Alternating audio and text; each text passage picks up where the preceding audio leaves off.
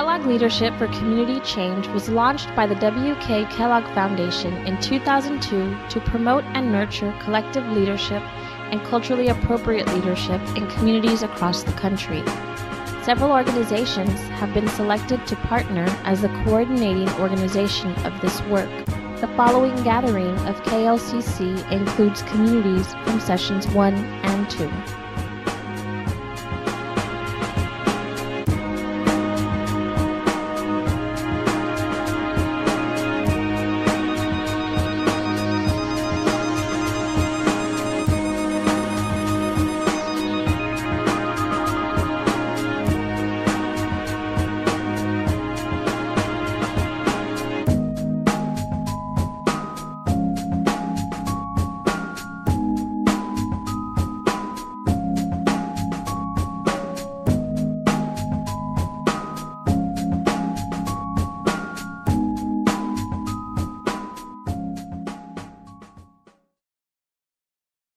Kisa Questlum, Hukakslik, Akankutsas, Slamats, Tanaka e Sangshla, Okinapi. I said that was my native language, and I just said, good morning. My name is Padra with Spots, and I said I'm Kootenai and Blackfeet Indian, and welcome everybody. Just to let you know that we get pretty sentimental about the Kellogg family. And we consider all of you now part of that family. And we ain't ever going to let go of you.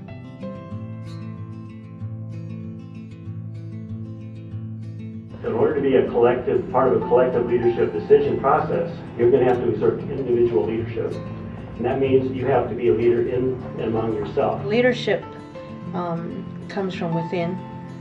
And whatever that might be, then we develop that so that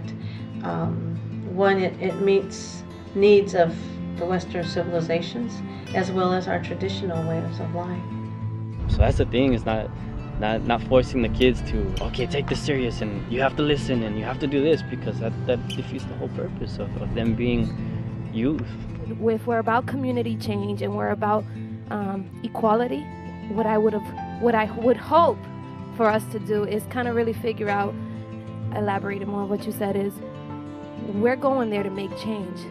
We're there, we're kind of like the shakers, we're trying to kind of create something, but it won't work if we're making the change and we're saying this is what you have to do.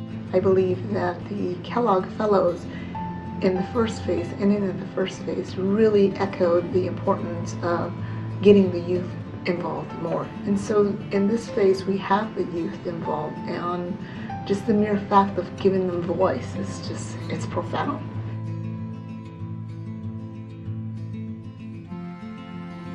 Another very nice young person in the group and said,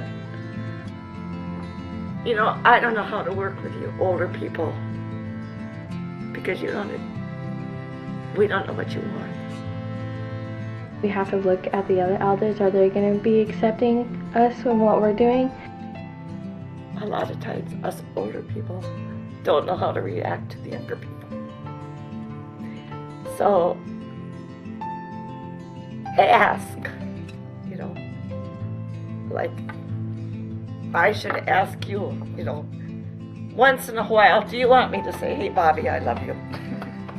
And I know they really do want to support us, but sometimes we might cross a boundary, you know, that might upset them.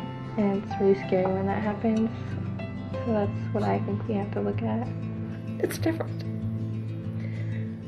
So we have to kind of find out what each other wants to look at the youth of America, at your communities, and start a process of saying, you are significant citizens of our communities, you're leaders, the world is ahead of you. With me being a fellow, and with me working with people who I see every day, that really makes us closer, and it makes me stronger as a person to see how a group of young people come together and along with a group of older people come together and really exemplify social justice.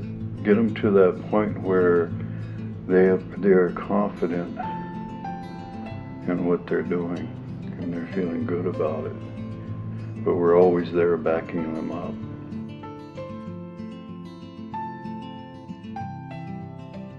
We have relatives just down the street. We don't just loan someone a socket wrench. We help them fix their car. We share recipes, gardening tips, and our last cup of coffee. We babysit each other's kids, and we loan each other our cars if we have to get to the drugstore. We ask each other if we need anything as we're going to the market. We celebrate each of our accomplishments, and we cry over each other's disappointments. Because our idea is going to make the people who we try to implement them to feel uncomfortable.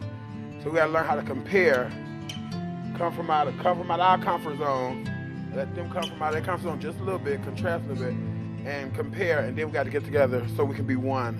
But through the help as a collective fellowship, and they understand that they have our complete support. So if one of them wants to do a park project, we'll support them completely. Our hope for the gathering is that we all leave here with our visions for community change taking shape for the future.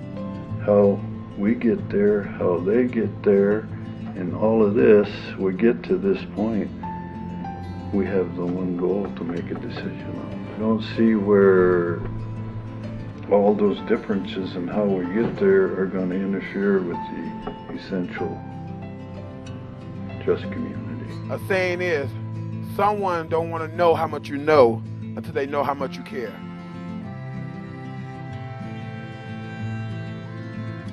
We're connecting with session 2. I hope that those groups will really spend the good majority of this initial 36th month session 2 experience bonding together. Yes, the work has to be done, but let that come later when the group is formed and they can make sure that they're ready to move forward together collectively. To take their time to figure out what their project is all about.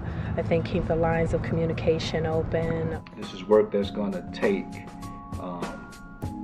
some time, and we may not be able to see the rewards of our work instantly, but 10 or 15 years from now, when we see our fellows in political positions or superintendents or running their own business in that same community, I think then we'll say, wow, it's beginning to work. We are all in this together.